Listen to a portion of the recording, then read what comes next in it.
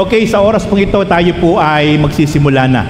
Tayo po ay dadako na po sa isang mahalagang part ng ating pong pagsamba at paglilingkod at pagsunod sa Diyos.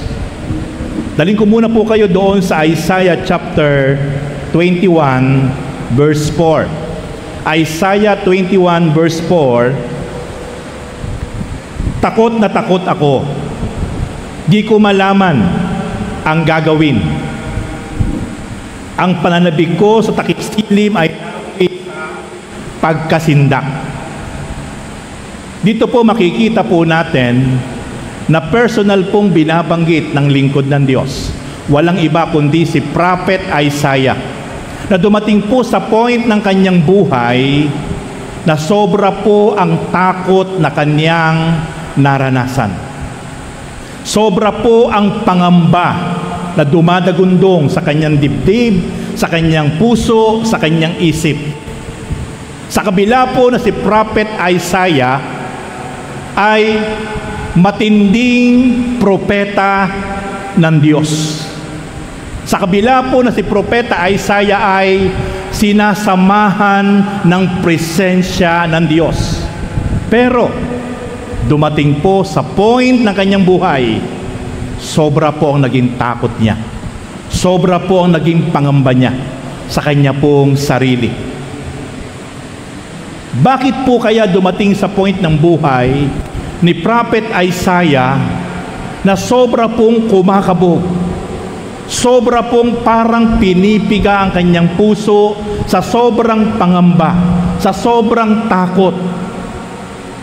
Kung babasahin po natin ang istorya ng buhay ni Prophet Isaiah, siya po kasi yung lingkod ng Diyos, na kung ano yung pinasasabi ng Diyos sa mga hari, sa mga pinuno ng gobyerno that time, ay sasabihin niya kahit ito'y masakit, kahit ito'y pangit at hindi maganda sa pandinig at damdamin ng mga pinuno that time.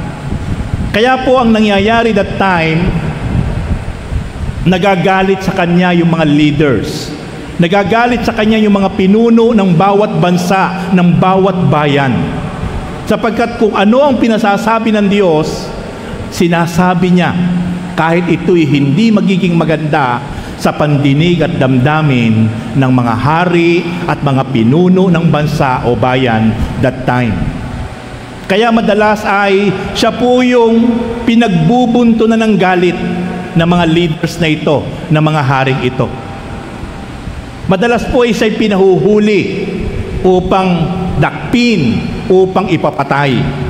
Kaya po ito po maaari ang isang dahilan kung bakit dumating sa buhay ni Prophet Isaiah na ang sabi nga niya ay, takot na takot ako. Di ko malaman ang gagawin ko. Ang pananabik ko sa takip silim ay nauwi sa pagkasindak. Mga kapatid, kung mismong si Prophet Isaiah na sinasamahan ng Diyos, kung mismong si Prophet Isaiah na nararanasan niya ang kapangyarihan ng Diyos, pero dumating sa point ng kanyang buhay, in reality, bilang tao, kahit siya'y lingkod ng Diyos, kahit nararanasan niya ang mga signs and wonders from God, pero dumating sa buhay niya ang sobrang takot, sobrang kaba, sobrang pangamba. Kaya sabi po ng Bible, huwag mong sabihing matatag ka. Huwag mong sabihing nakatayo ka. Baka bigla kang mabuwal. So it makikita po natin na tayo po'y pinapaalalahanan ng Diyos. Kahit gaano pa katindi, katibay ang ating pananampalataya, ang level ng ating faith, Pero wag po tayo lagi maging kampante. Sapagkat nakita po natin, mismong si Propeta Isaiah, dumating sa kanyang buhay na siya po'y natakot, na siya po'y pinanghinaan ng loob. Kaya po sa oras na ito, ang pamagat po na akin pong ibabahagi ngayon sa inyo ay sino ang dapat nating kuhanan ng lakas ng loob. Pag dumating po sa point ng ating mga buhay, whether you like it or not, sa pagkakataon hindi natin inaasahan, sa mga pagkakataon na bigla pong dumating sa buhay mo, kagaya po ni Prophet Isaiah, na sinasamahan, kinalulugdan, iniingatan, pinangungunahan ng Diyos. Pero makikita po natin, sobrang takot, sobrang kaba, sobrang pangamba ang maaaring sumiksik sa kanyang isip at damdamin kung bakit naramdaman niya ang ganitong damdamin. Takot na takot ako, sabi niya. Hindi ko na alam ang aking gagawin. Ganito po talaga ang mai-experience ng isang taong dadanas ng sobrang takot, sobrang pangamba. Hindi niya na malalaman kung ano ang kanyang gagawin. Kaya po, nakatatakot po talaga na dumating sa punto ng isang tao, lalo't higit na ikaw ay mayroong pananampalatayang tama, pero hindi mo na alam kung ano ang gagawin mo, hindi mo na alam kung ano ang uunahin mo, hindi mo na alam kung ano ang gagawin mong tamang desisyon sa buhay mo. Ito po ang pinaka-worst scenario na may experience ng isang tao, lalo't higit na mayroong tamang pananampalataya. Pero po, sa oras na ito, gusto ko pong bigyang diin sa ating lahat. Ayaw man po nating maranasan yan. Ayaw man po nating ma-experience yan. Pero makikita po natin, si Isaiah, ayaw na ayaw niya pong maranasan yan. Sapagkat siya po'y sobrang tapat, sobrang committed, sobrang submissive sa pagsiserve, sa pag-obey, sa pagsunod sa kalooban ng Diyos. But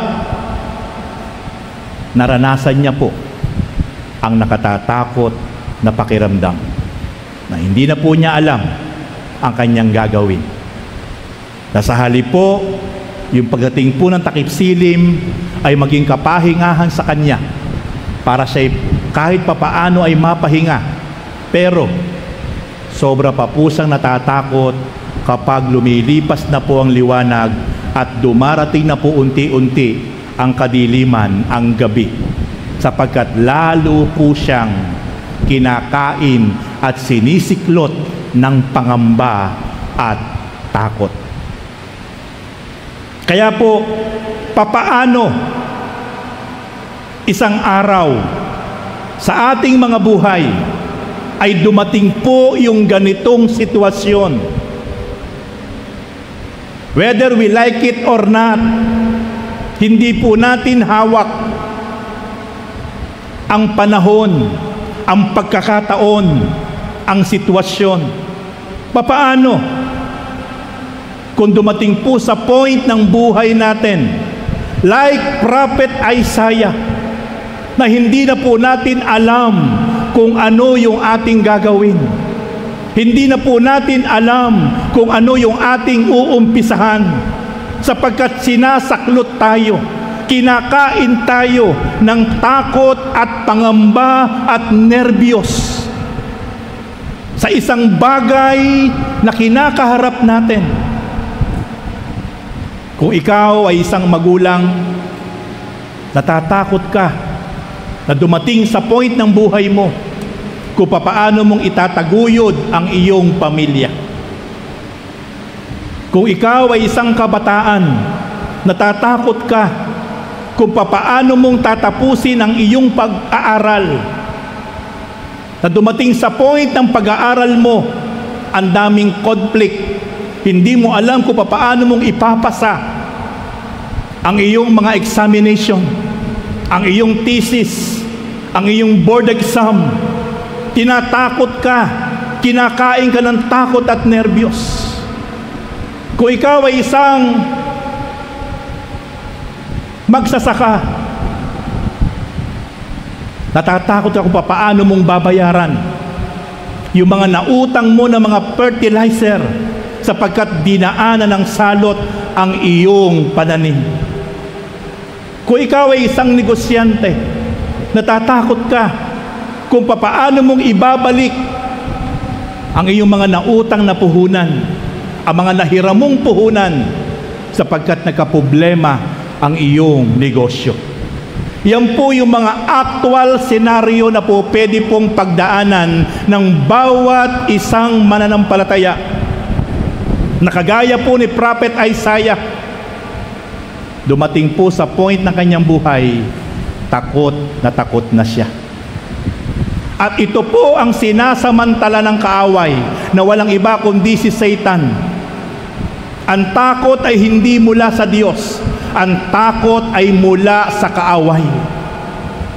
Ito ang gustong-gustong makita ni Satanas sa buhay lalo't higit ng mga lingkod ng Diyos at ng bawat isang mananampalataya na dumating sa point ng buhay ng bawat isa po sa atin na tayo po ay binabalot na, sinasaklot na po ng takot, nervyos at pangamba.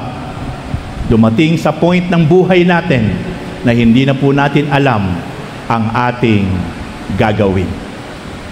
Kaya nga po sa umaga pong ito ay nais ko pong ibahagi sa inyo ang aral na ito na ang topic po natin ay uulitin ko po, sino ang dapat nating kuhanan ng lakas ng loob. Napakahalaga po na maging tama ang ating hakbang. Napakahalaga po na huwag tayong magkakamali. In times of hard and critical situation, sapagkat ito ang gustong-gustong makita ng kaaway sa buhay ng bawat isa po sa atin. Sapagkat the moment na napakaliit lang po na pagkakataon na nagkamali tayo ng ating desisyon, ng ating hakbang sa panahon na ikaw ay sobra ng takot, sobra ng nangangamba, ito ang magdadala sa atin ng walang hanggang negatibong worst senaryo sa buhay natin. Okay. Unang po yan, mga kapatid. Kapag tayo po'y dumating sa point na pinanghihinaan na po ng loob, kapag tayo po'y dumating sa point na sobra na pong gulong-gulo ang ating isip, sobra na po tayong nababalot ng takot, pangamba, matinding alalahanin,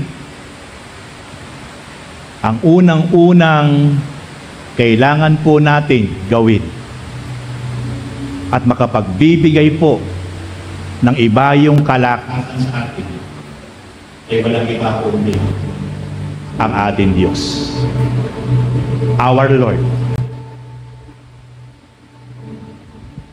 Let's start with God.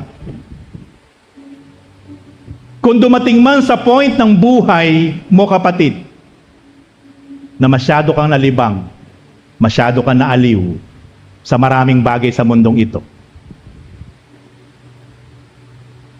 Dumating man sa point ng buhay mo, kapatid, na nakalimutan mo na ang Diyos. At the end of the day, sa Diyos pa rin tayo babalik.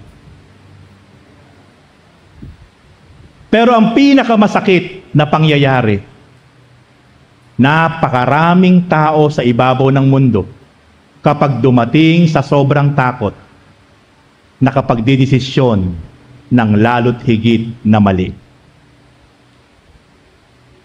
Instead na sa Diyos lumapit, instead na sa Diyos magpakumbaba, instead na sa Diyos magbalik loob, napakaraming tao sa sobrang hirap, sa sobrang pighati, sa sobrang takot, anxiety, depression, tinatapos ang buhay. Sinisira ang buhay sa maraming instrumento ng dyablo. Lalong nagpapakalulong sa bisyo. Lalong nagpapakalulong sa mga drugs. Sapagkat ang akala niya, yung napakabigat na sitwasyon niya, na akala niya wala ng solusyon, ay gusto niyang pawiin o maibsan man lang kahit panandalian lang sa pamamagitan ng mga bisyo at maling gawain. Ito po yung sinasabi ko po sa inyo na napakahalaga po sa buhay ng isang tao. In times of anxiety, in times of sadness, in times of sorrows, nandyan po ang Diyos na laging nag-iintay, laging nakataas ang dalawang kamay, na sinasabi ng Diyos, halika kayo, lumapit kayo sa akin. Gaano man ikaw karumi, gaano man naging karumi ang iyong puso, ang iyong buhay, come to me,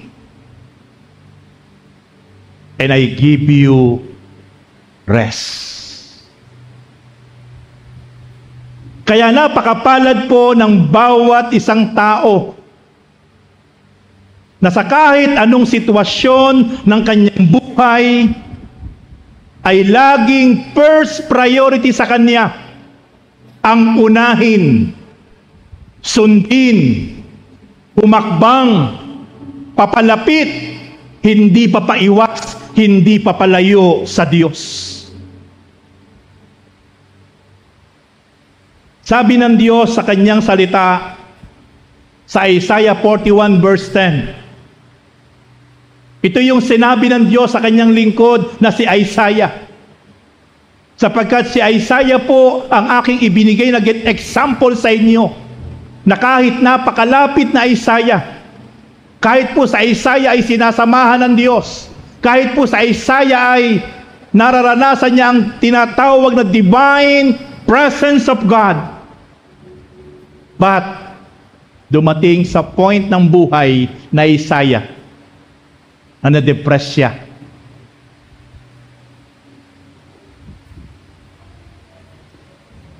Natakot siya. Nangamba siya. Hindi basta-basta takot. Hindi basta-basta pangamba. Hindi na niya alam ang kanyang gagawin sa sobrang takot. Pero ito ang sabi ng Diyos sa kanya. Isaiah 41 verse 10. Sabi ng Diyos kay Isaiah, at ito rin ang po pwedeng sabihin sa atin ng Diyos. Kapag ang bawat isa po sa atin ay dumating po sa point ng takot, ng pangamba, ng nervyos, dumating po sa point na parang hindi na tayo makatulog, dumating po sa point na parang hindi na po natin alam ang ating sisimulan, ang ating gagawin, sapagkat tayo po'y sobra nang natakot sa maraming bagay na kinakaharap natin sa ating buhay. Sabi ng Diyos, ako'y isa sa inyo, huwag kang matakot. Ako ang iyong Diyos, di ka dapat mangamba. Kanino man. Palalakasin kita at tutulungan, iingatan at ililigtas. It is the promise of God sa kanyang lingkod. At hindi lang po yan pangako ng Diyos kay Isaiah. Yan ay pangako ng Diyos sa bawat isang tunay na magtitiwala at lalapit at susunod sa ating Panginoon Diyos. Hallelujah. Church, the moment na dumating sa point ng ating buhay, gaya po na Isaiah, wag po nating kalilimutan, ang first decision, ang first step, sa Diyos kagad tayo kukuha ng lakas ng loob. Hindi tayo magkakamali. At ang Diyos ang may sabi, ako'y isa sa iyo. Huwag kang matakot. Ako ang iyong Diyos. Di ka dapat mangamba kanino man. Palalakasin kita. Tutulungan, iingatan, at ililigtas. Kaya po mga kapatid, napakapalad po ng bawat isa po sa atin na mayroong Diyos na nakilala na ang pangako, iingatan ka, palalakasin ka, tutulungan ka, ililigtas ka, sapagkat yan ang pangako ng Diyos. Isaiah 41 verse 13. Ako si Yahweh na iyong Diyos, ay siyang nagpapalakas sa inyo. Ako ang may sabing huwag kayong matatakot at tutulungan ko kayo. Alam na alam ng Diyos, bilang tayo mga anak niya, bilang tayo mga lingkod niya, darating sa point ng buhay natin na po pwede tayong matakot sa anumang dahilan na kinakaharap natin.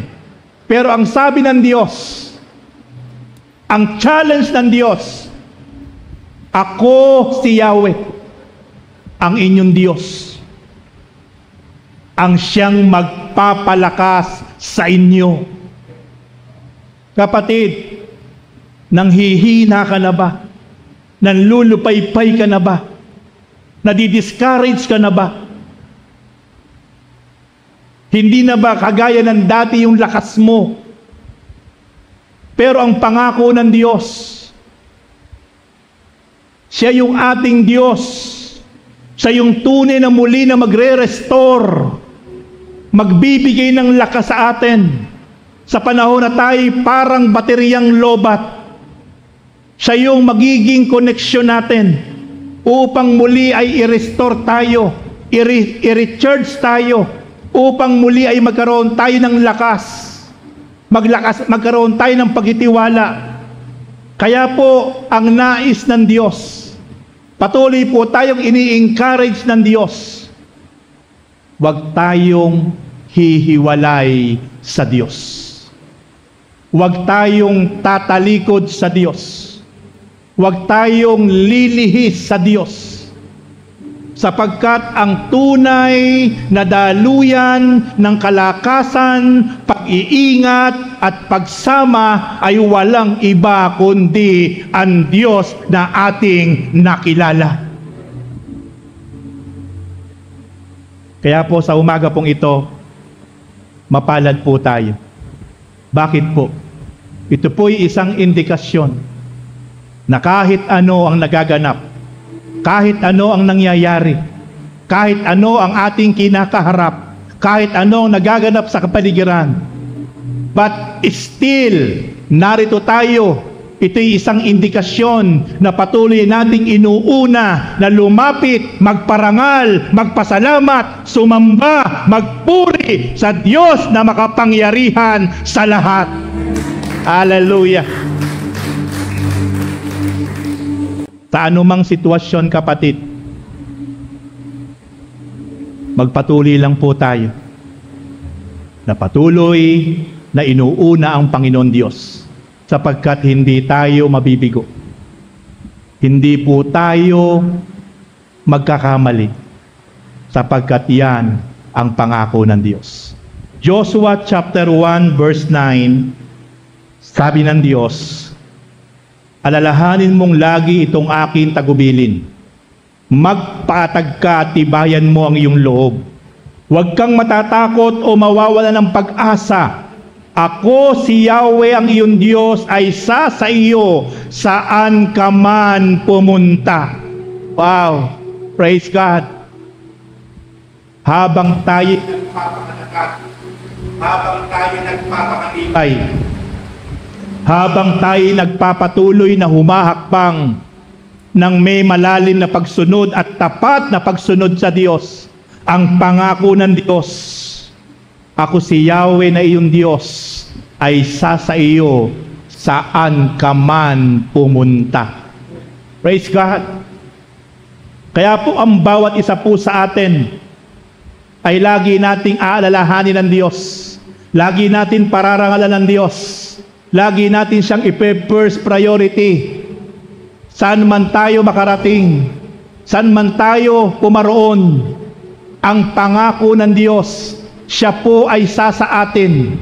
Sasamahan tayo, iingatan tayo, papatnubayan tayo, tutulungan tayo, ililigtas tayo ng Diyos, sapagkat iyan ang magiging bunga sa bawat isang patuloy na nagpapatuloy na inuuna ang ating Panginoon Diyos. Hallelujah! Praise God! Kaya po, isang napakalaking pagpapala sa buhay ng bawat isa po sa atin, na sa bawat pagkakataon na parang ikaw ay nanlulupaypay, nanghihina, nawawalan ng lakas, natatakot, Diyos ang kauna-unahan na dapat natin kunan ng lakas. Awit 16 verse 7 to 8, sabi ni David, pinupuri ko si Yahweh na sa akin ay patnubay. Kahit gabi, diwa niya ang sa akin umaakay. Nababatid ko na siya'y kasama ko oras-oras. Sa piling niya kailanmay di ako matitinag. Ito po ang personal prinsipyo o principle ni David, na kaya po siya hindi natitinag. Kaya siya po'y hindi nanlulupaypay. Ang Diyos na kanya pong nakilala, kahit anong oras, kahit gabi, ang patuloy na laman ng puso at isip ni David. At sa kanya pong paniniwala, ang Diyos ay patuloy na umaakay sa kanya. Nababatid niya, nararamdaman niya, na lagi niyang kasama ang Diyos, oras-oras. At sa piling ng Diyos na kanyang kasama, kahit kailan, hindi siya matitinag. Wow! Kaya po mga kapatid, kapag ang Diyos ang lagi po natin inaangkin na kasakasama, sapagkat siya lagi yung ating inuuna sa ating buhay, kahit ang ating pagdaanan, kahit ano ang ating maranasan, di ka mabubuwal, di ka matitinag, di ka matatakot, di ka mawala ng pag-asa, sapagkat ang Diyos ang lagi na magbibigay sa atin ng ibayong lakas, pag-iingat at pagliligtas. Praise God!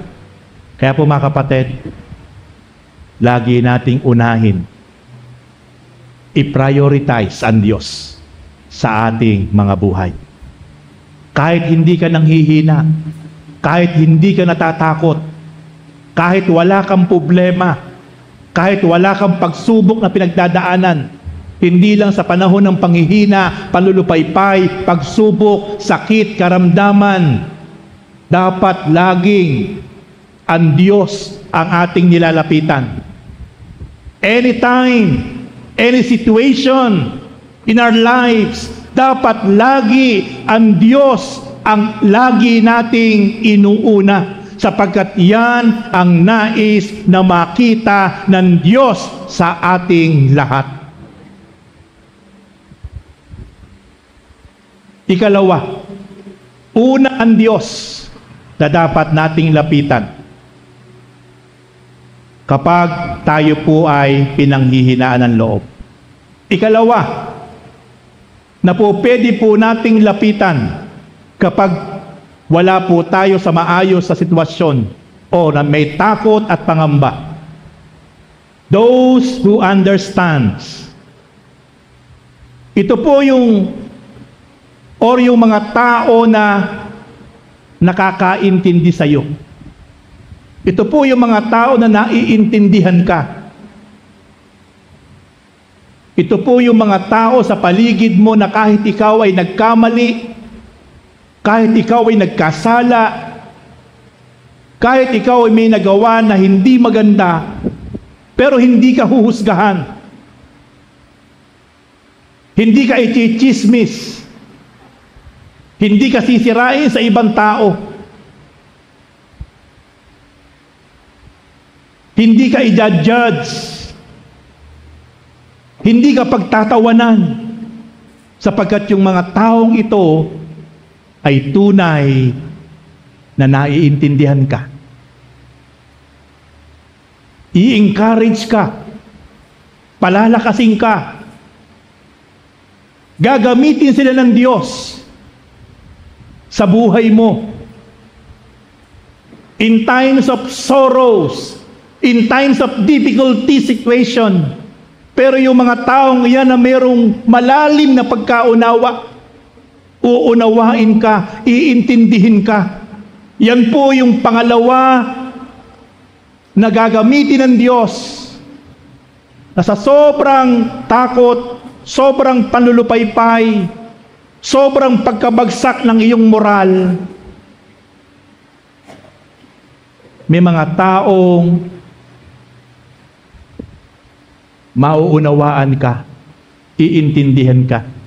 Hindi titingnan yung mali mo, bagkus tutulungan ka para ikay muling makabangon. Kaya mga kapatid, mapalad po tayo kapag meron po mga tao sa pamilya po natin, kaibigan po natin, kapwa natin, or especially sa loob ng church, sa bawat pagkakamali mo, sa bawat nagagawa mong mali, pero meron kang mga kapatid na tinatapi ka sa balikat, na hindi ka hinuhusgahan, hindi ka hinahatulan, hindi ka ikinukwento para ikaw ay maging punot dulo ng istorya, kundi ikaw ay matyaga na pinalalakas, ini-encourage, ipinagpipray upang ikay patuloy na makabangon, muling lumakas sa harap ng Diyos. Mga kapatid, i-treasure nyo po yung mga taong iyan. Kung meron po kayong mga kilala na ganyang mga klaseng tao sa inyong pamilya, sa inyong community, especially po sa loob at labas ng church. Hinusgahan ka ng lahat, pero yung taong yan nananatili sa tabi mo, na lagi kang ini-encourage, lagi kang minomotivate, lagi kang inaalalayan, lagi kang tinatapik sa balikat, na sinasabi, kaya mo yan sa tulong ng Panginoon. Ito po ang pangalawa na po pwedeng pagkunan natin ng lakas yung mga tamang tao sa paligid natin. At makikita lang po natin, makikilala lang po natin ang mga tunay na taong mauunawaan tayo kapag tayo po ay dumaan na sa isang sitwasyon na parang ala na pong gustong lumapit sa atin. Dahil ang lahat ng tao sa paligid natin ay nagtatawa, hinuhusgahan tayo.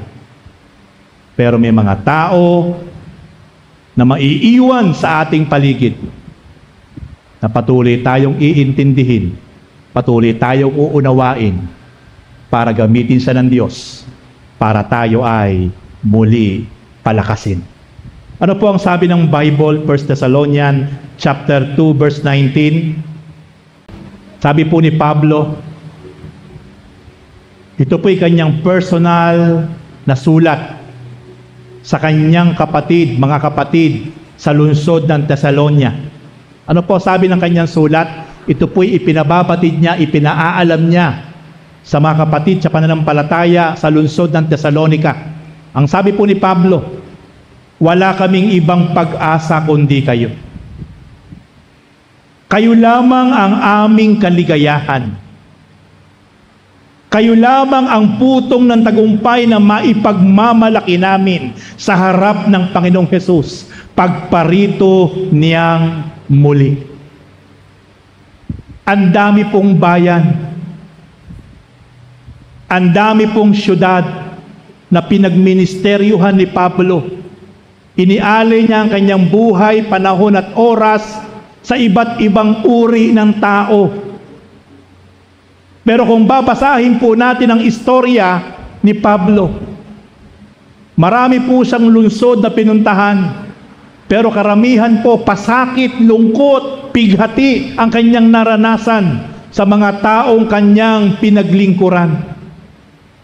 Iniwanan siya, hinusgahan siya, hinatulan siya. Kaya yung po'y nag-iwan ng masakit na sugat, pitak, sa damdamin ng lingkod ng Diyos sa si Pablo.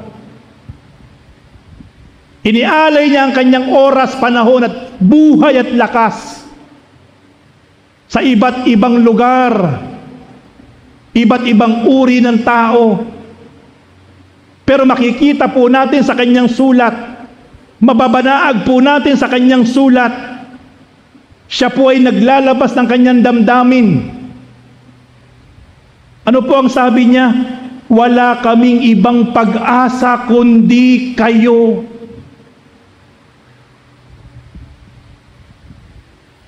So ibig sabihin, ang matinding nagbigay ng pag-asa sa kanya, unang-una ang kanyang Panginoon. Pangalawa, ang ikalawang nagbigay ng pag-asa, kalakasan, katatagan, inspirasyon kay Pablo sa kanyang napakahirap na paglilingkod, itong mga taong ito, itong mga mananampalatayang ito na nakatira doon sa lungsod ng Thessalonica. Maaring kakaiba ang ipinadama na approach, pagtrato, nung siya po ay nasa Thessalonica.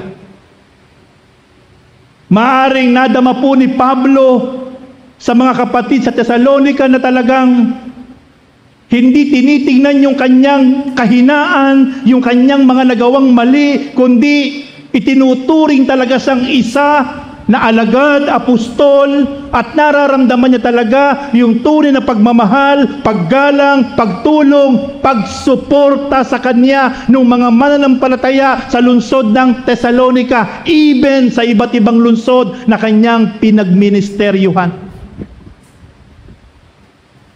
Kaya sabi ni Pablo, personal niyang sinulatan ang mga kapatid sa Thessalonica na ang sabi niya, wala kaming ibang pag-asa kundi kayo.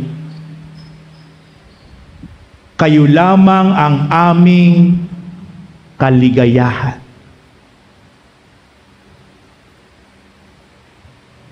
Ito po yung personal na lumabas sa damdamin ni Pablo na dinaan niya po sa sulat na kanya pong ipinarating, ipinadala ang kanyang sulat sa mga mananampalataya na kanya pong pinaglingkuran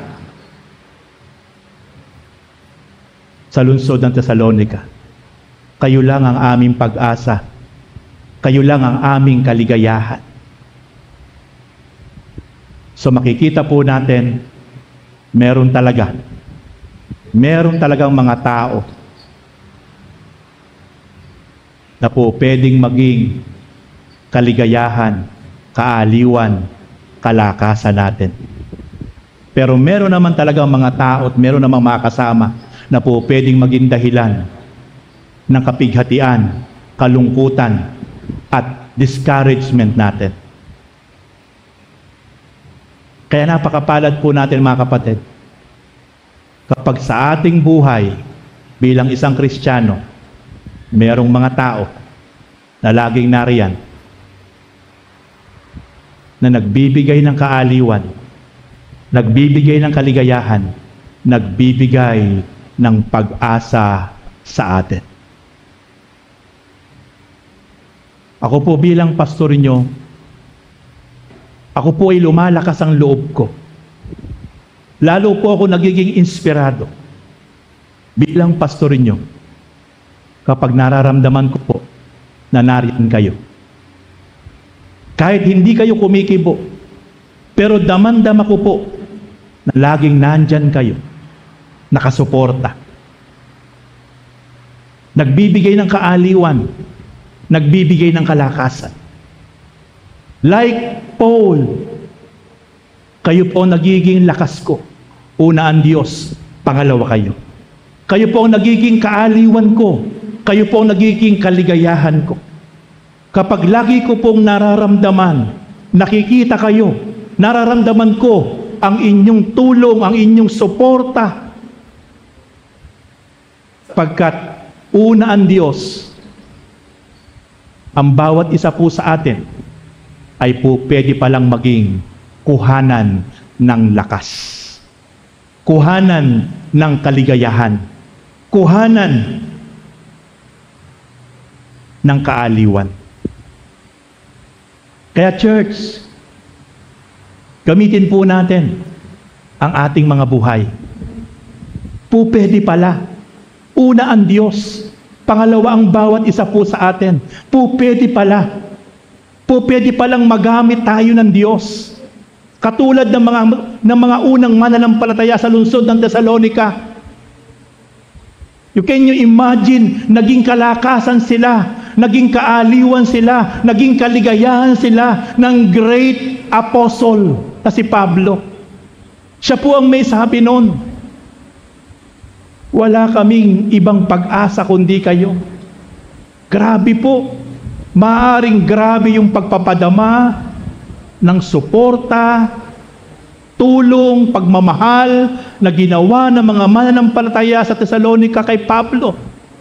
Kaya hindi malimot-limutan ni Pablo itong mga Kristiyanong ito sa lungsod ng Thessalonica. Kaya yung time na kailangan na po niyang umalis sa lungsod na yon upang siya po'y muling magministeryo sa ibang lugar, sa ibang bayan, hindi po natanggal sa isip, damdamin at puso ni Pablo ang mga kapatid na tunay na nagpadama ng pagmamahal, kaaliwan, pag-asa sa Kanya. Kaya po, tayo po pala ay po pwede rin pong magamit ng Diyos. Kung papaano ang mga kapatid sa Thessalonica ay nagamit ng Diyos sa dakilang apostol ng Panginoon, ikaw at ako ay po pwede palang magamit ng Diyos para patuloy na magsilbing kalakasan, kaaliwan, pag-asa ng bawat isang kapatid o even ng mga lingkod ng Diyos. 1 Thessalonians chapter 5 verse 11, dahil dito patuloy kayong magpaalalahanan at magtulungan tulad ng ginagawa ninyo ngayon. Ito po Ito po yung payo po ni Pablo sa mga kapatid na nagbigay ng kaaliwan, pag-asa, kaligayahan sa kanya. Pinayuhan niya yung mga kapatid na ito na ang sabi niya, dahil dito patuloy kayong magpaalalahanan, magtulungan tulad ng ginagawa ninyo ngayon. Kaya po mga kapatid, napakahalaga na patuloy ng bawat isa po sa atin na nagiging kaaliwan, nagiging pag-asa, nagiging kaligayahan, ay patuloy po tayo sa isa't isa ay magpaalalahanan, magtulungan. Sapagkat ang nais si Pablo, maging consistent ang prinsipyo na nakita niya sa mga kapatid sa lungsod ng Thessalonica. Ephesians chapter 6 verse 22, kaya sinusugo ko siya sa inyo upang malaman ninyo ang aming kalagayan at lumakas ang inyong loob. Nagsugo po si Pablo ng kanyang kamanggagawa sa lungsod po ng Thessalonica upang ipabatid yung tunay pong sitwasyon ni Pablo, para patuloy po na palakasin ang loob ng mga kapatid na ito na nagpalakas sa kanya. Nakita po natin ang isang purpose, ang isang motive ni Paul, kaya po siya nagsugo ng kanyang kamanggagawa sa Thessalonica, ay para palakasin ang loob ng mga kapatid sa Thessalonica, para lubusan po nilang malaman kung ano ang sitwasyon ni Pablo sa kanyang pangkasalukuyan na kalagayan that time na kanya pong sinulatan ang mga kapatid sa Thessalonica. Na hindi sila ma-discourage, hindi sila ma-disappoint, upang patuloy pa rin sumunod ng tapat sa Panginoon anuman ang sitwasyon. Last point, ikatlo na po pwede nating kunan ng lakas kapag tayo po'y nanghihina na o nasa isang sitwasyon na hindi maganda. Tayong lahat, tayong lahat ay po pwede pong kunan ng kaaliwan at lakas ng bawat isang kapatid na nanghihina, nawawala ng pag-asa, nanlulupaypay. Ano sabi ng Bible? Romans 12 verse 6. Sabi po ni Pablo, yamang mayroon tayong mga kaloob na magkakaiba ayon sa kagandahang loob ng Diyos sa atin. Gamitin natin ang mga kaloob na iyan kung paghahayag ng kalooban ng Diyos ang ipinagkaloob sa atin, ipahayag natin ito ayon sa sukat ng ating pananampalataya. We're different gifts from God. Pinagkalooban po tayo ng iba't ibang kaloob mula sa Diyos. At ito po yung sinasabi ni Pablo, yung iba't ibang kaloob, different gifts mula sa Diyos. Gamitin po natin sa ikalalakas, ikasisigla ng bawat isang kapatid. Kung paghahayag ng salita ng Diyos, gamitin mo yan para mapalakas ang bawat isa. Kung pagtulong ang ibinigay sa iyo na kaloob ng Diyos, tumulong ka sa ikasisigla ng bawat isa. Kung pagkakaloob, gamitin mo ang iyong gift na pagkakaloob para patuloy na maraming magkaroon ng pag-asa. Marami pong katangian, marami po na mga gifts na ipinagkalooban Diyos, iba't iba lang po yan, pero ang mahalaga, magamit po natin yan sa ikalalakas, ikatatatag, ikatitibay ng bawat isang kapatid. Hindi po tayo dapat maging kahinaan, hindi po dapat tayo maging katitisuran, kundi tayo magamit ng Diyos sa kasisigla, ikalalakas ng bawat isa. Anumang kaloob na meron ka kapatid, gamitin mo yan para ang bawat isa ay tumatag at lumakas ang kanyang pananampalataya sa harap ng Diyos. Mga kapatid, Magtatapos ako sa conclusion. Nakita po natin, kahit sino ay pwedeng manlupaypay, kahit sino ay pwedeng manghina. Walang exempted. Pero nakita po natin ang dapat po nating gawin kung saan tayo kukuha ng lakas. Una sa Diyos, pangalawa sa mga taong maiintindihan tayo, pangatlo sa bawat isa po sa atin. Hebrews chapter 3 verse 13, sa halip magpaalalahanan kayo araw-araw habang may panahon pa, upang ang sino man sa inyo hindi madaya at maging alipin ng kasalanan. Church, ang nais ng Panginoon Diyos, tayo po'y magpaalalahanan. Sabi po dyan, araw-araw. Araw-araw po mga kapatid, magpaalalahanan tayo. Magpalakasan tayo. Encourage to one another. Day after day. Upang ang bawat isa po sa atin ay patuloy pong manatili na matatag, nagpapatuloy ayon sa kalooban ng Diyos.